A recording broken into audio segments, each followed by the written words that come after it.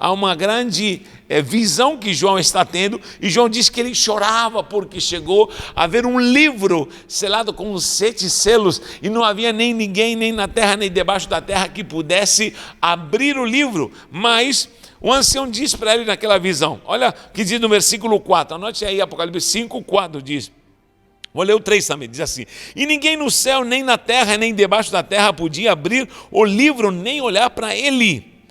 De Gênesis deu um pulo para Apocalipse também. Agora, olha o 4, versículo 4. E eu chorava muito porque ninguém fora achado digno de abrir o livro, nem de ler, nem de olhar para ele. O 5 diz, e disse-me um dos anciãos, não chores, eis aqui o leão da tribo de Judá, aleluia, diz a raiz de Davi, ou seja, descendente de Davi, que venceu para abrir o livro e desatar os seus 7 selos. Então nós vemos aqui algo precioso. Aqui João está mostrando uma revelação assim, final, apocalíptica, e vemos aqui ele louvando, adorando, exaltando o nome do Senhor, e todo mundo reconhece ao leão da tribo de Judá como o grande vencedor. Ali apresentado o próprio rei Yeshua HaMashiach como vencedor. Só que o engraçado disso aqui é que você vai avançando em Apocalipse capítulo 5, mas diz que ele viu agora um cordeiro. Olha o que diz do versículo 6, capítulo 5 de Apocalipse. E eu olhei, e eis que estava no meio do trono um dos 4 animais viventes, e entre os anciãos um cordeiro que havia sido morto. Olha só, aparece um cordeiro agora. Se você avança para o versículo 9, diz assim, cantava um novo cântico dizendo, digno de tomar o livro e de abrir os selos, porque fosse morto como cordeiro agora, e derramou o seu sangue para que de toda a tribo, língua e nação, todos serão chamados agora ao sacerdócio. E diz assim no versículo 10, e para o nosso Deus os fizesse reis e sacerdotes, eles reinarão sobre a terra. 11, e eu olhei e vi a voz de muitos anjos ao redor do trono e dos animais dos anciãos, e era o número de milhões e milhões e milhares de milhares, que diziam com grande voz, digno é o cordeiro que foi morto e de receber poder e glória. Ou seja, presta, que confusão é essa, você pode falar? Ele aparece como leão, mas depois quando vai abrir o livro, diz que digno é o cordeiro que foi morto de abrir o livro. Ué, não era o leão da tribo de Judá que iria abrir o livro, depois aparece como cordeiro. Bom, essa é a primeira visão que nós precisamos ter. Cordeiro e leão, leão e cordeiro. Você já escutou? Leão de Yehuda e cordeiro morto. Você vai ver isso em Apocalipse capítulo 5.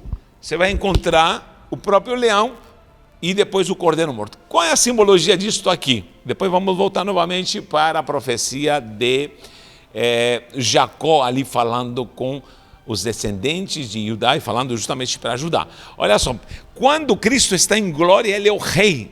Ele deixou a glória, ele teve que vir e se encarnar. Quando ele veio aqui na terra, ele veio pela descendência de Davi, porque tanto José como Maria eram descendentes de Davi, você pode comprovar isso na genealogia, eram descendentes de Davi, logicamente o José era o pai adotivo de Jesus, e a Maria era a mãe do próprio Salvador, eram descendentes de Davi, os dois eram primos, José e Maria eram primos.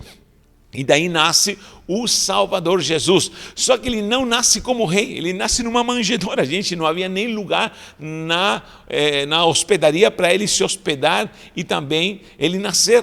Então, ele foi nascer no estábulo, numa manjedoura, foi colocado. Imaginem a simplicidade no meio dos animais. Então, havia algo especial nesse rei, que deixou a realeza, deixou de ser leão da tribo de Judá e veio para ser cordeiro, nasceu no meio dos animais. O cordeiro nasce no meio de um estábulo, literalmente no estábulo. Isso é simbologia de humildade, de simplicidade do sacrifício dele, não como leão, mas o sacrifício dele, ele vem na condição de cordeiro. Depois me explico melhor sobre isso, por que cordeiro? E ele morrendo como cordeiro na cruz, como sacrifício, derrama o sangue, por ele ter se sacrificado por ele ter se entregado por nós, ele agora é exaltado soberanamente, e aí sim está na condição de rei, de glória, como leão da tribo de Judá.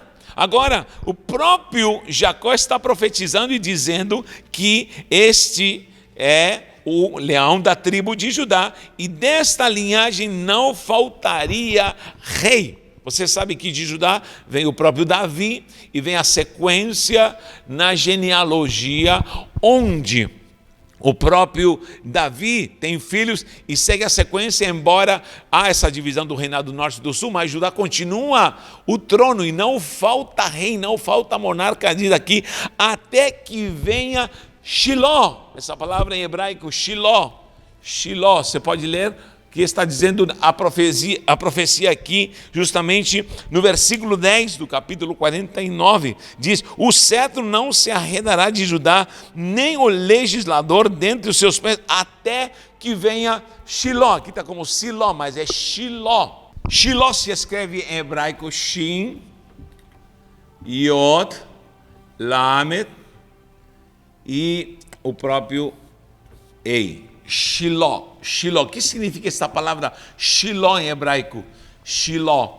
Quando aparece Shiló, significa aquele que toma o seu lugar, aquilo que está no seu devido lugar. Quando se cumpre os tempos, a plenitude de algo, e algo se encaixa no seu lugar, o tempo se cumpre no seu devido tempo, na sua hora, isso é Shiló, quando algo se cumpre na sua essência. Então Shiló é a plenitude do tempo, ou quando algo ocupa o devido lugar, algo se encaixa perfeitamente, algo se cumpre perfeitamente. Isso significa a etimologia da palavra Shiló. Então, quando vem a Shiló, está dizendo quando chega aquele que vai cumprir todas as coisas, vai preencher todas as coisas. Então, Jacó, imagina esse velhinho, ele está morrendo, mas está profetizando: da tua descendência virão os reis, não vai faltar rei para se assentar no trono, não vai faltar cetro, será monarca com autoridade, até que venha Yeshua HaMashiach, até que venha Shiló, aquele que vai preencher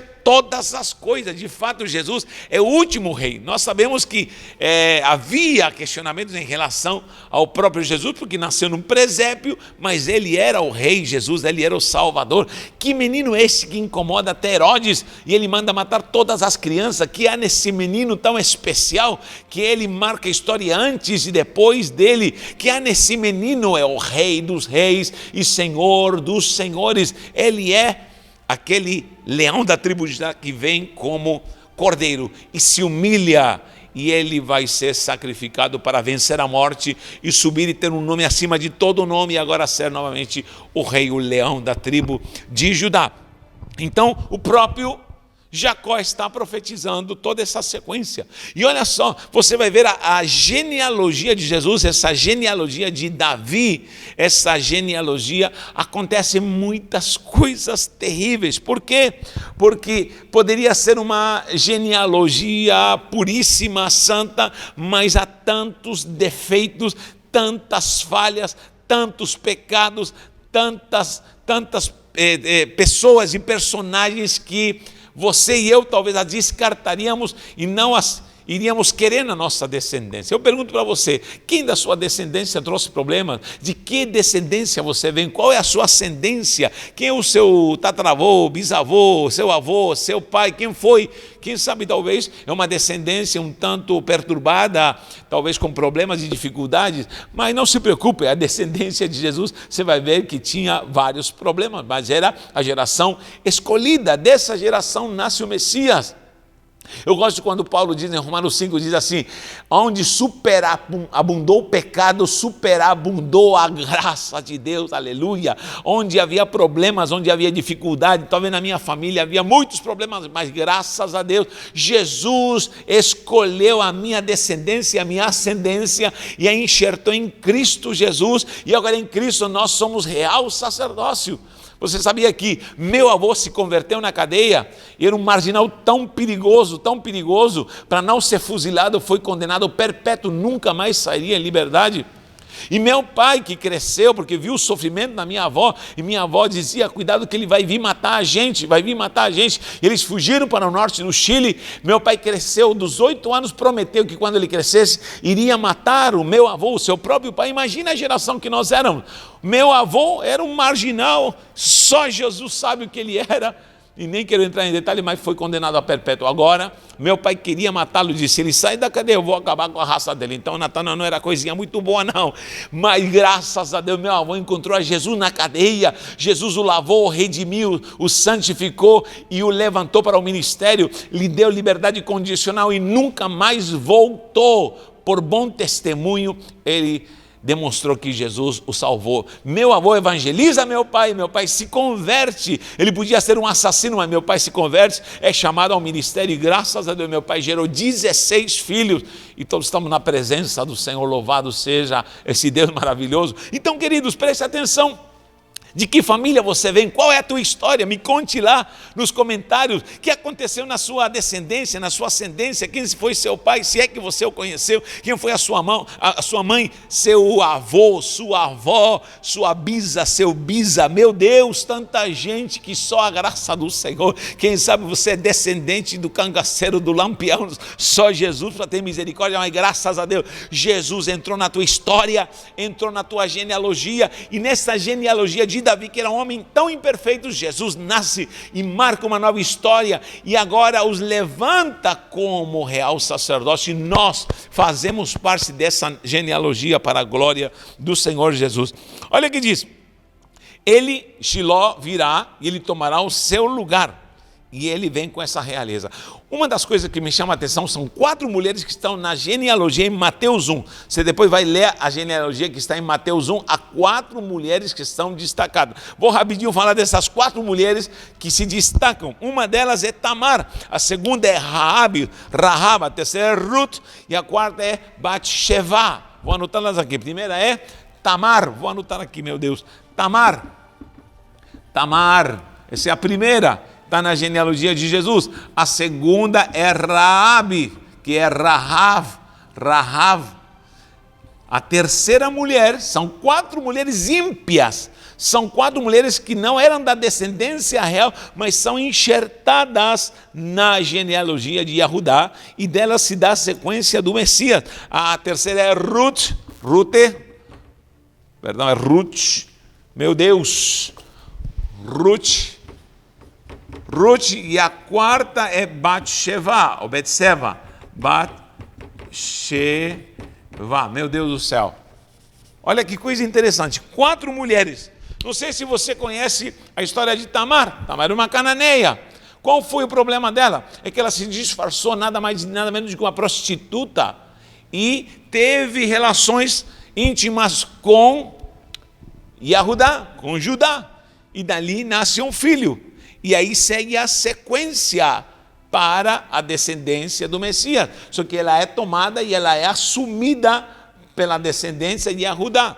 Tamar tem incesto, ou seja, na genealogia de Jesus há um incesto, a nora com o sogro. Meu Deus, tem misericórdia. Aí temos Rahab, olha só que tipo de mulher está na genealogia de Jesus. Rahab, que é Raabe, é uma mulher de Jericó, era prostituta. Olha só o currículo dessa mulher, prostituta, mas ela acreditou quando viram os espiões e falou assim: vocês vão ser protegidos por mim, vou dar guarida para vocês, mas quando vocês verem, vocês vão me poupar e vão poupar a minha casa. Coloca o escarlate, símbolo do sangue, ela foi liberta para a glória do Senhor, e ela está na genealogia do próprio Davi e por consequência do Messias. Agora, Ruth, quem era Ruth? Uma moabita.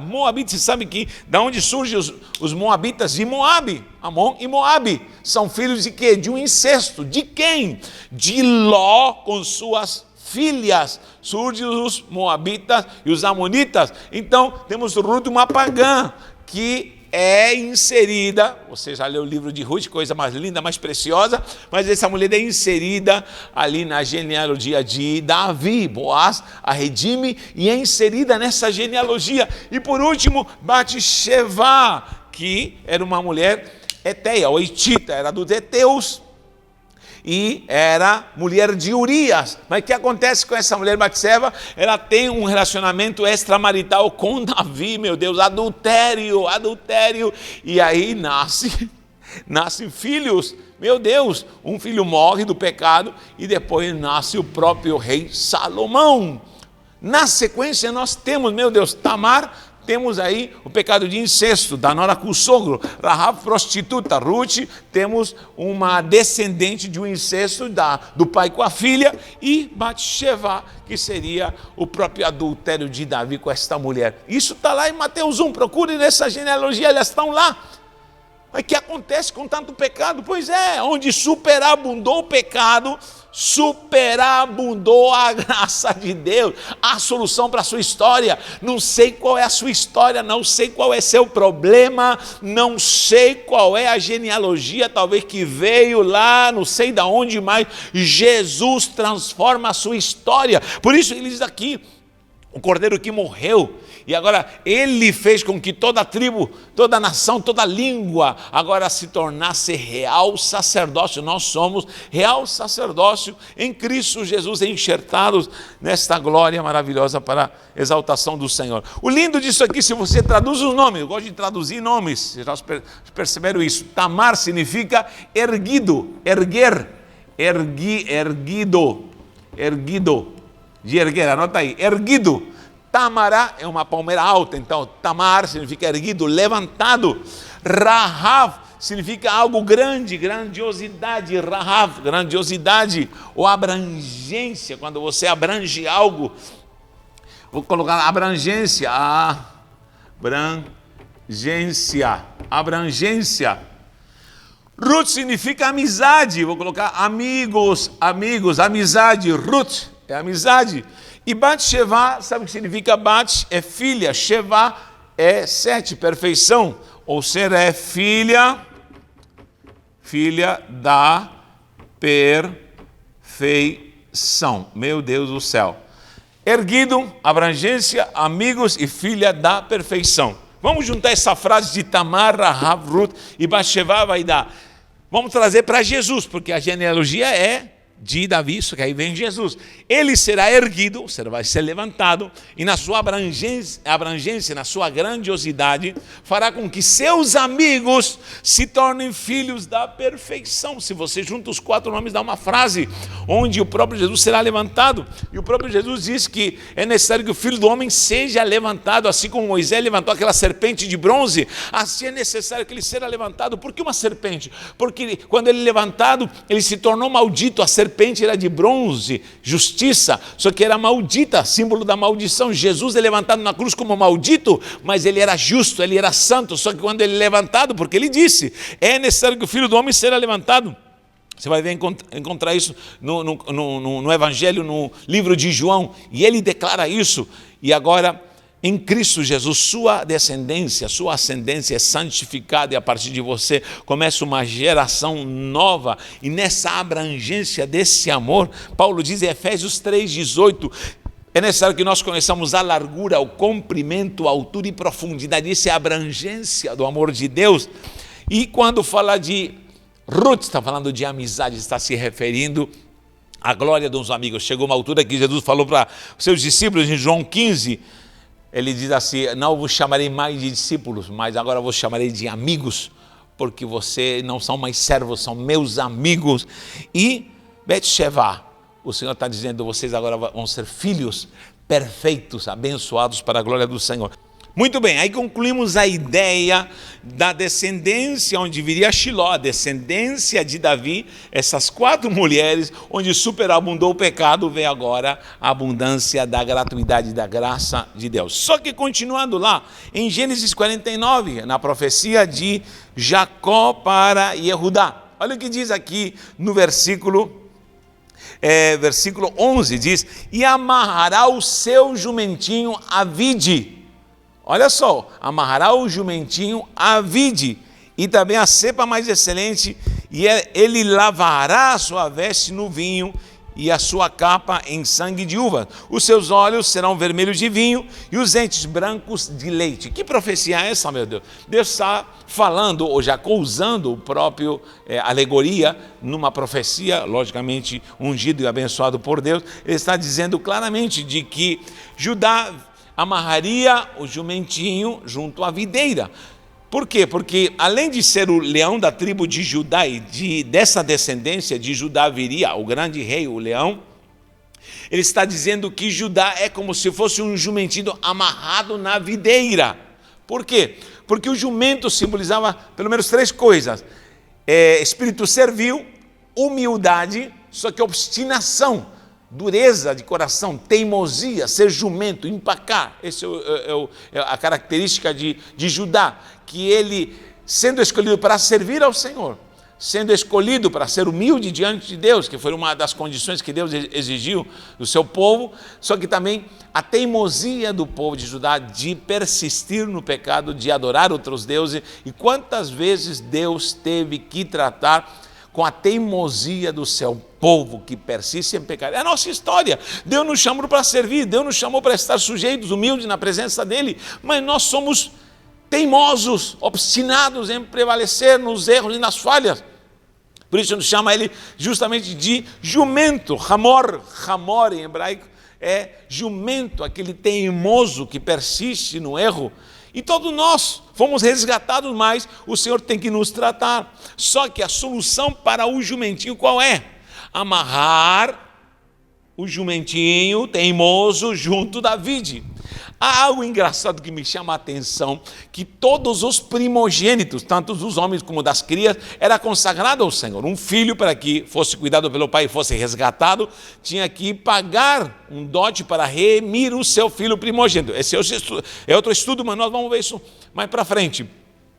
E dos animais eram sacrificados e entregues ao Senhor. Só que de jumento diz, o jumento para que fique vivo e é o primogênito, vai ser morto um cordeiro no lugar dele. É o único animal, isso que me chama a atenção. Abra sua Bíblia em Êxodo 13:13. Êxodo 13:13 fala sobre isso e diz claramente a palavra do Senhor em Shemot. Êxodo 13:13 diz: porém, tudo que abrir a madre da jumenta resgatarás cordeiro com cordeiro, e se o não resgatares, cortar-lhe-ás a cabeça. Olha que coisa terrível. Ou será? Deus está dizendo, olha, todos os animais primogênitos são meus, mas de um jumento, para que ele viva, ele vai ter que sacrificar. O próprio dono do jumento vai ter que sacrificar um cordeiro. Ou seja, para que esse jumento viva, que é o primogênito, que abriu a madre, vai ter que se sacrificar um cordeiro. Então, o cidadão, o que ele fazia? Estava com o jumentinho já andando, primogênito, iria ser servil, iria ser útil, embora muito teimoso, mas ele queria ficar com esse jumento para trabalhar na sua casa, nas suas labutas. Para que ele ficasse vivo, ele ia diante do sacerdote e levava um cordeiro. O que ele fazia? Procurava uma vide, amarrava simbolicamente o jumentinho numa vide, ia diante do sacerdote e falava, fica aí, jumentinho, você fica amarrado aí porque eu vou te remer. Ia lá e matava-se, se sacrificava o cordeiro, se derramava sangue.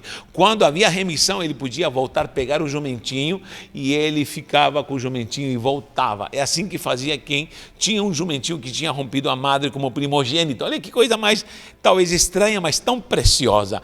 Ou seja, Cristo Jesus é o cordeiro. Lembra que o leão deixou a glória e se tornou cordeiro, ele morre por nós, mas é dessa descendência santa que vem o Messias de Judá, o jumentinho teimoso, é dessa descendência que eu sou. Ou seja, em outras palavras, a nossa descendência é uma descendência que é obstinada, é teimosa e quer voltar ao pecado. Não é isso que acontece nas nossas vidas? Quantas vezes teimamos com as coisas de Deus, mas Deus persiste.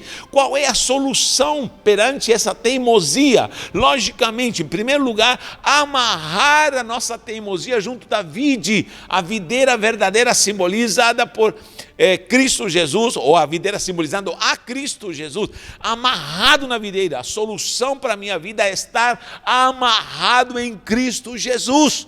Enquanto eu estou amarrado em Cristo Jesus, o cordeiro vai e entregue pelo meu sacrifício. Por isso diz, cordeiro morto, cordeiro que morreu por nós. Ele é digno de abrir o livro. Então, o cordeiro é o sacrifício que me expia e me livra e me tira. Agora, eu sou servo, sou aquele jumentinho que serve, sou aquele jumentinho que está pronto para andar em humilhação e submissão ao Senhor, mas a minha teimosia tem que ser tratada, tem que ser curada, amarrado junto da videira. Enquanto se sacrificava o cordeiro para redimir o jumento, ele ficava amarrado na videira. É por isso que aqui Jacó diz, o seu jumentinho será amarrado na videira.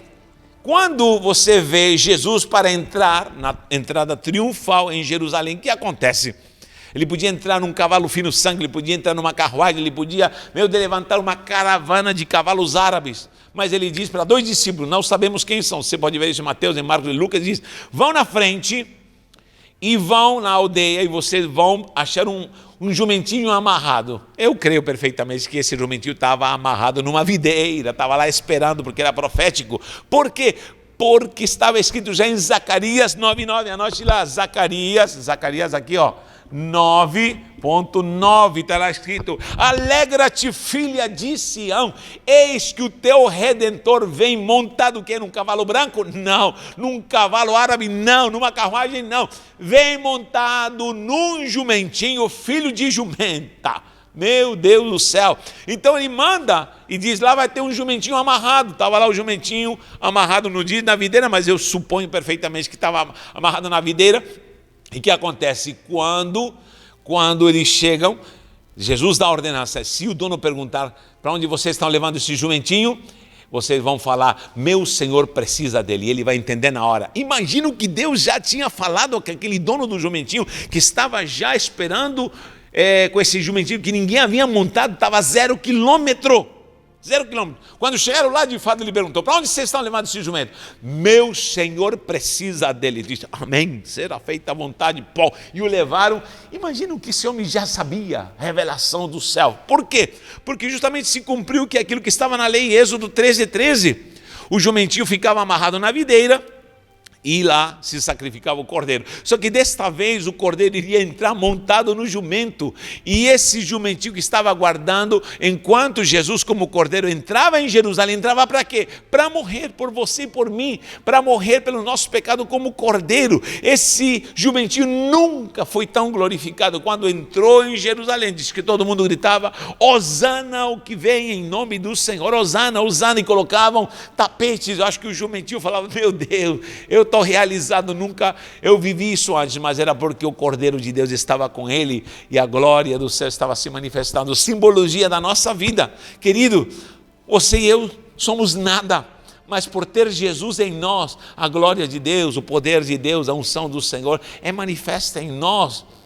Nós temos direito a coisas celestiais, a coisas maravilhosas, porque o Cordeiro de Deus está em nós. O dia que sai o Cordeiro da nossa vida já era. Não valemos nada com a nossa teimosia, mas graças a Deus, a glória do Senhor nos alcançou. E diz claramente que Jesus venceu a morte, foi crucificado, foi assunto ao céu, venceu, e agora Ele está intercedendo por nós e está como leão da tribo de Judá, mas aqui na terra ele veio como cordeiro para se sacrificar por toda uma geração obstinada, por toda uma geração teimosa, por uma geração de pecadores, uma geração que não valia nada, mas Jesus nos transformou. Para terminar, diz, os seus olhos serão vermelhos de vinho, ou seja, é necessário se embriagar no Espírito, na essência de Deus. Esse vinho é símbolo da essência, da glória de Yeshua HaMashiach. Os olhos vermelhos significa estar embriagado. Você quer vencer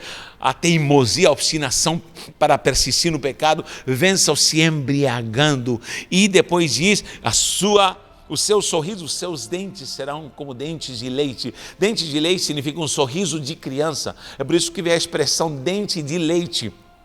Porque uma criança, quando sorri, mostra os dentes de leite. Essa expressão significa um sorriso puro. Nós somos aqueles que damos sorrisos falsos. Nós colocamos máscaras. Nós somos hipócritas adultos, mas uma criança, quando sorri, ela tem pureza. Ela diz que dessa geração se levantará uma geração que estará embriagada com vinho. Logicamente, se o jumento está amarrado na videira, porque o cordeiro vai se entregar por essa remissão, para redimir, e agora ele vai sorrir com um sorriso de pureza. Dente de leite significa sorriso de criança, sorriso sem mágoa, sorriso curado. É isso que Deus quer da sua igreja, uma igreja lavada, redimida, livre dos traumas passados. Quem foi que te traumatizou? Quem foi que te magoou? Quem foi que te injustiçou? Quem sabe alguém te violentou, que alguém que talvez te tratou mal, quem sabe você foi criado com correntes malignas do mal, mas Jesus te transformou e agora Ele te redimiu, o Cordeiro te redimiu, agora você está lavado, salvo, com um sorriso de criança, de pureza, em nome do Senhor. Que o Senhor te abençoe, que o Senhor te guarde e cremos que nessa graça continuamos avançando. Deus te abençoe, um abraço, te amo em Cristo, um beijo no coração.